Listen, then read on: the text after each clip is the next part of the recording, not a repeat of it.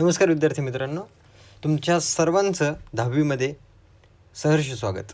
तर बघा, इतिहास व राज्यशास्त्र हे एकाच पुस्तकामध्ये आपल्याला आहे, ठीक आहे. आणि 10वीच्या इतिहासाचं कवर पेज एकदा नीट बघा, पूर्णपणे बघत जा, ठीक आहे. ह्या सगळ्या गोष्टी तुमच्यासाठी आहेत पूर्णपणे. तर पहिली गोष्ट, एक गोष्ट लक्षात घ्या, 10वीच्या इतिहासामध्ये, इतिहास, भूगोल, राज्यशास्त्रामध्ये जर तुम्हाला आउट ऑफ मार्क्स आणायचे असतील तर तुम्हाला एक बेसिकली जावं लागेल. असं नाही की वरून बघताय, पाठ करताय, पाठ केले लक्षात नाही राहणार. म्हणजे 85 मार्क्स वगैरे येतील तुमचे. तुमचं टार्गेट शुड बी 98, 99 और 100. एवढे मार्क्स तुम्हाला, तुमचं मिनिमम टार्गेट तरी असावं. तर पहिली गोष्ट, प्रस्तावनेवरती येऊ आपण.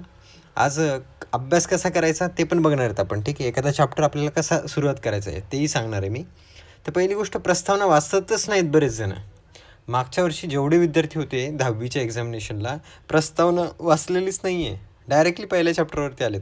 तुम्ही जर प्रस्तावना नाही वाचली तर तुम्हाला कसं कळेल की 10वीच्या पुस्तकामध्ये आहे काय नेमकं. मी सांगतो प्रस्तावनेबद्दल. बघा, लक्ष देऊ नाही का, 10वीचा इतिहास नेमका आपल्याला काय सांगतो. 10वीचा इतिहास म्हणजे इथे कसं आहे बघा, लक्ष देऊ नाही का, तुम्हाला जेव्हा 5वी होतं तेव्हा तुम्हाला आपण अश्मयुगात होतो, 6वीला होतं प्राचीन, 7वीला होतं मध्ययुगीन, है ना, नंतर आधुनिक, असे हे प्रकार होते. मग आपल्याला 10वीला कळतच नाही नेमकं हे काय आहे. उपयोजित इतिहास नाव कळतं आपल्याला, मेनली उपयोजित इतिहास आहे 10वीला. उपयोजित म्हणजे नेमकं काय, ॲप्लाइड. मग ॲप्लाइड म्हणजे काय हे माहीत नसतं. मग 10वी झाली तरी कळत नाही की ॲप्लाइड हिस्ट्री म्हणजे नेमकं काय. तर बघा, लक्ष देऊ नाही का, व्यवसायाचं जर तुमचं कोणतंही क्षेत्र असो किंवा जीवनातील कोणतीही गोष्ट असो, कोणतीही गोष्ट जीवनातली, मी तुम्हाला एक एक्झाम्पल सांगतो. व्यवसायातलं कोणतंही क्षेत्र असो म्हणजे नेमकं काय, समजा तुम्हाला हॉटेल टाकायचं आहे. हॉटेल कुठे टाकायचं आहे, तर समजा गोव्याला तुम्हाला हॉटेल टाकायचं आहे. तर जेव्हा तुम्ही गोव्याला हॉटेल टाकता तर तुम्हाला बऱ्याच गोष्टींची जाणीव पाहिजे. एक पहिली गोष्ट म्हणजे गोव्यातील जे लोकलाइट्स आहेत त्यांना कोणत्या गोष्टी खायला आवडतात. दुसरी गोष्ट, इथे पर्यटक जे आहेत कोणत्या देशाचे जास्त येतात, कोणत्या राज्याचे जास्त येतात. तिसरी गोष्ट म्हणजे इथे कोणतं हॉटेल आहे का जेणेकरून माझा व्यवसाय जास्त चालेल त्याच्या कम्पॅरिझनमध्ये. तिथे तो कोणते खाद्यपदार्थ ठेवतो, इथे मला माशा कुठून मिळतील जर तुम्हाला सी फूड ठेवायचं असेल तर. ह्या सगळ्या गोष्टींचा आपल्याला विचार करावा लागतो. म्हणजे आपल्याला जर गोव्यामध्ये हॉटेल टाकायचं असेल तर आपल्याला इतिहासात थोड्या प्रमाणात तरी जावं लागतं. मग गोव्यामध्ये कोण राहायचं, गोवा स्वातंत्र्य कधी झाला, ह्याहून आपल्याला, जर आपल्याला हॉटेल बिझनेसमध्ये जर मोठं काही व्हायचं असेल तर आपल्याला भारी करावं लागतं काहीतरी, इतिहासात जावं लागतं. कोणतेही क्षेत्र असेल, कोणतंही. जर तुम्हाला टुरिस्ट गाईड व्हायचं असेल, टुरिस्ट गाईड, तर तुम्हाला समजा सिंहगड किल्ल्याजवळ आहेत तुम्ही, तर तुम्हाला सिंहगड किल्ल्याची सगळी माहीत पाहिजे, सगळी माहिती आपल्याला हवी आहे. मग तानाजी मालुसरेंचा इतिहास आपल्याला माहीत पाहिजे, ठीक आहे. किती दरवाजे आहेत हे माहीत हवं, सगळं व्यवस्थितपणे आपल्याला माहीत हवं. तरच आपल्याला काहीतरी करता येतं, तरच आपण उत्तम टुरिस्ट गाईड बनू. तर ही पण गोष्ट महत्त्वाची आहे. 10वीचा इतिहास आपल्या कौशल्य वाढीसाठी आहे. म्हणजे आपण इतिहास जे शिकतोय 6वी, 7वी, 8वीपासून, 5वीपासून, तर आपल्याला उपयोग झाला पाहिजे समोर चालून. तर हे उपयोग कसा करून घ्यायचा त्याची माहिती देतो, ह्यालाच आपण म्हणतो उपयोजित इतिहास. तर बहुतेक मला वाटते की तुम्हाला प्रस्तावना कळली असेल की विद्यार्थ्यांसाठी हा इतिहास का आहे, ह्या गोष्टी आपल्याला बघायच्यात. आता लक्ष देऊ नाही का, जो पहिला चॅप्टर आहे त्याचं नाव आहे इतिहास लेखन, पाश्चात्य परंपरा.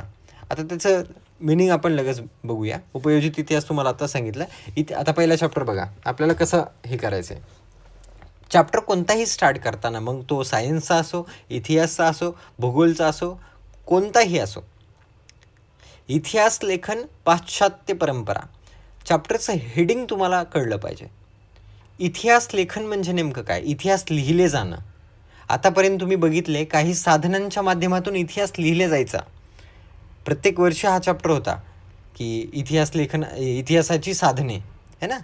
जसं नाणं सापडलं तुम्हाला, तर एखादा कॉईन सापडला तर कॉईनवरून आपल्याला कळतं की हे नाणं शिवाजी रायांचं आहे की मग हे नाणं कोणाचं आहे नेमकं.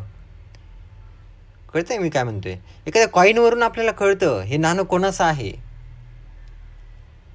आणखीन एक गोष्ट म्हणजे एखादी वास्तू आहे, समजा किल्ला आहे, त्या किल्ल्यावरती काहीतरी कोरलेलं असतं, त्याहून कळतं आपल्याला काही गोष्टी. मौखिक साधने पण असतात, लिखित साधने पण असतात. एखादी वास्तू म्हणजे किल्ला आहे तो. लिखित साधने ताम्रपटावरून आपल्याला इतिहास कळतो. इतिहास लेखन पाश्चात्य परंपरामध्ये नेमकं काय? पाश्चात्य म्हणजे मेनली युरोपियन्सनी युरोपमधले जे काही स्टेट आहेत, जे काही कंट्रीज आहेत, ते युरोपमधल्या ज्या कंट्रीजचे जे लोक होते त्यांनी इतिहासात काय काय गोष्टी केल्या, काय काय त्यांनी काड्या केल्यात इतिहासामध्ये, त्या सर्व गोष्टी आपल्याला इथे मांडायच्यात. मग कोणते कोणते इतिहासकार तेही बघू आपण. तर आपल्याला मेनली 4 गोष्टी यात बघायच्यात. तर पहिली गोष्ट जी महत्त्वाची आहे, इतिहास लेखनाची परंपरा. दुसरी गोष्ट आधुनिक इतिहास लेखन. ते काय होतं? आधुनिक इतिहास लेखनावरती प्रश्न येऊ शकतो.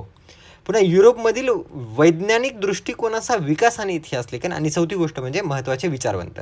आणि ह्या चौथी गोष्ट आणि दुसरी गोष्ट भयंकर महत्त्वाची आहे, त्यावरती एक्झाममध्ये प्रश्न येतात. 1.2 1.4 दुसरं स्किप केलं तरी 1.2 1.4 स्किप नाही करायचं बिलकुल, तरच तुम्हाला आउट ऑफ मार्क्स मिळतील ह्या चॅप्टरमधून. आता महत्त्वाच्या विचारवंतावरती डायरेक्ट येऊ आपण. ठीक आहे, पहिला तर पार्ट मी व्यवस्थित पुढच्या लेक्चरमध्ये समजून सांगणार आहे. तर पहिला जो आहे तो आहे रेने देकार्त. ह्याविषयी आपल्याला सर्व काही बघायचं आहे की रेने देकार्त कोण होते, त्यांनी काय केलं वगैरे वगैरे. सेकंड वॉल्टेयर, इतिहास लेखनाचा जनक म्हणतात ह्यांना. आणि हे जे आहेत वॉल्टेयर, ह्यांच्यावरती प्रश्न हमखास येतो. मागे आपण क्वेश्चन्स पण बघणार आहेत. जॉर्ज विल्यम फ्रेडरिक हेगेल ह्यांच्याविषयी आपण माहिती काढणार आहेत, ह्यांनी नेमकं काय केलं. रांके महत्त्वाचे, तर रांकेवरती प्रश्न आलेला आहे ऑलरेडी.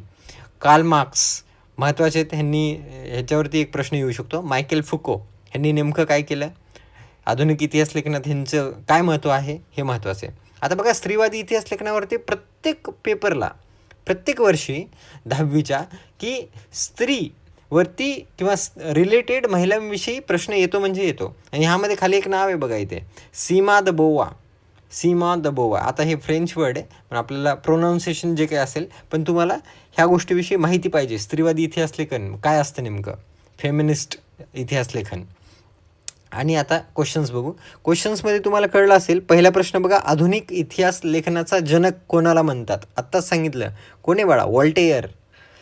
आर्किओलॉजी ऑफ नॉलेज हा ग्रंथ कोणी लिहिला? ठीक आहे, आपल्याला माहीत पाहिजे. म्हणजे ह्यावरून क्वेश्चन्स का बघायचे सांगतो मी तुम्हाला. क्वेश्चन्स बघितल्यानंतर कळतं की चॅप्टरमध्ये कशावरती फोकस करायचा. आधी क्वेश्चन्स वाचत जा. इतिहासामध्ये उगीच वाचल्यानंतर क्वेश्चन्स वाचल्यानंतर काही नाही येत. आधी क्वेश्चन्स वाचायचे, आधी चॅप्टरमध्ये बघून घ्यायचं, जसं आपण विचारवंत बघून घेतले, नंतर मग क्वेश्चन्सवरती यायचं, मग चॅप्टर पहिल्यापासून स्टार्ट करायचं. ठीक आहे, तर म्हणजे आपल्याला इथं कळतं की आता ह्या ग्रंथाविषयी माहिती दिली आपल्याला, तर म्हणजे दुसरा कोणताही ग्रंथ येऊ शकतो मग, है ना. तर असं हे महत्त्वाचं आहे. आता लक्ष देऊ नाही का, तर हा दुसरा प्रश्न बघा. ह्यामध्ये लिहिले की स्त्रियांच्या आयुष्याशी निगडीत विविध पैलूंवर विचार करणारे संशोधन सुरू झाले. याचं कारण काय? ठीक आहे, मग स्त्रियांना व्हॅल्यू कसं काय मिळत गेली? आधी तर द्यायचे नव्हते स्त्रियांना व्हॅल्यू बिलकुल. नंतर असं काय झालं की स्त्रियांना व्हॅल्यू द्यायला लागले. ठीक आहे, म्हणजे स्त्रीवादी इतिहास लेखन कसं स्टार्ट झालं हे महत्त्वाचं आहे. की कसं काय लोकांना अचानक अक्कल यायला लागली की इथे स्त्रियांवरती लिहावं. आतापर्यंत स्त्रियांना दुर्लक्षित केलेलं, आता अक्कल यायला लागली लोकांना. मग ते कसं, मग कोणी त्यामध्ये जे आहे भूमिका मांडली, जे नाव सांगितलं होतं मी आत्ताच तुम्हाला, सीमा द बोवा. ठीक आहे, त्यांनी काय केलं नेमकं, ही गोष्ट महत्त्वाची आहे. दुसरं फुको, लास्टचे जे होते इतिहास लेखक, त्यांनी जे आहे ते फुको होते ते, आणि त्यांनी लेखन पद्धती आपल्याला सांगायची आहे. ठीक आहे, ते पूर्ण त्यावरती कोणताही प्रश्न येऊ शकतो. पुढे जाऊ. इतिहास लेखन म्हणजे काय, हे सरळ प्रश्न, साधा प्रश्न, मग तुम्हाला लिहिता आला पाहिजे. जर तुम्ही क्वेश्चन नाही बघितलं तर तिकडे वाचत जाणार फक्त तुम्ही. दुसरा प्रश्न रेने देकार्तबद्दल विचारला. आणि तिसरा वॉल्टेयर. हे वॉल्टेयर महत्त्वाचे आहेत. वॉल्टेयर यांना का म्हणतात आधुनिक इतिहास लेखनाचा जनक? आणि हा जो प्रश्न बघा, नीट बघा आता हा प्रश्न, की इथे असे प्रश्न पण विचारतात एक्झाममध्ये, की एक डायग्राम दिलेली असणार आणि संकल्पचित्र, मग युरोपातील महत्त्वाचे विचारवंत कोणतेही 4 तुम्हाला सांगायचे तिथे. मग कितीही 2 मार्काला विचारू शकतात, कितीही मार्काला येऊ शकतात हे. ठीक आहे, आता ही गोष्ट महत्त्वाची आहे, सगळ्यात महत्त्वाची गोष्ट आहे. तुम्हाला पार्ट्समध्ये पण क्वेश्चन विचारतात, 2-3 मार्काचे पार्ट्समध्ये पण येऊ शकतात. सो हे महत्त्वाचं आहे सगळं.